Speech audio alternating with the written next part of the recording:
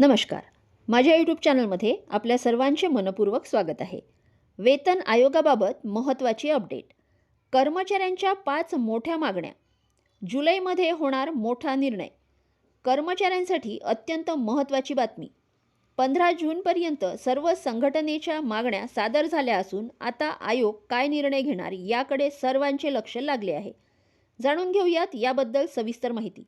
त्यापूर्वी चॅनलला नवीन असाल तर लाईक करायला विसरू नका, सबस्क्राईब करायला विसरू नका, नवीन अपडेट्ससाठी बेल आयकनला प्रेस करायला विसरू नका आणि माहिती आवडल्यास आपल्या सहकारी मित्रांना शेअर करायला देखील विसरू नका.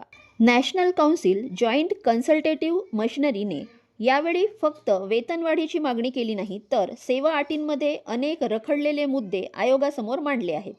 या मागण्यांना कॅबिनेट सचिवांकडूनही पुढे पाठवण्यात आल्यामुळे पुढील बैठकीमध्ये यावर महत्त्वपूर्ण चर्चा होण्याची दाट शक्यता वर्तविण्यात येत आहे. कर्मचारी संघटनांनी प्रत्येक 5 वर्षांनी पेन्शनचे पुनरावलोकन करण्याची मागणी केली आहे. तसेच पेन्शनधारकांना मिळणारा निश्चित वैद्यकीय भत्ता वाढवून पेन्शनमध्ये कपात करणार नसून ती जास्त लाभदायक करण्याची मागणी केली आहे. पेन्शनधारकांना मिळणारा FMA वाढवून दरमहा 3,000 रुपये करण्यात यावा अशी अपेक्षासुद्धा व्यक्त करण्यात आली आहे.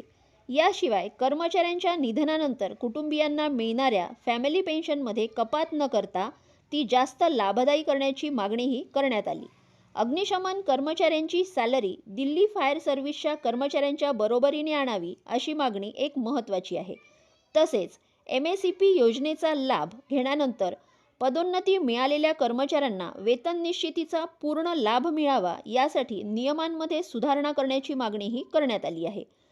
महिला कर्मचाऱ्यांसाठी मातृत्व लाभ कायद्याच्या सर्व तरतुदी काटेकोरपणे लागू करण्याचाही आग्रही संघटनांनी धरला आहे. यामध्ये जुनी पेन्शन योजना पुन्हा लागू करण्याचा मुद्दा उपस्थित केला. आता 6 ते 7 जुलै रोजी भुवनेश्वर तर 9 आणि 10 जुलै रोजी कलकत्तामध्ये आयोगाची बैठक होणार असून याकडे सर्वांचे लक्ष लागले आहे.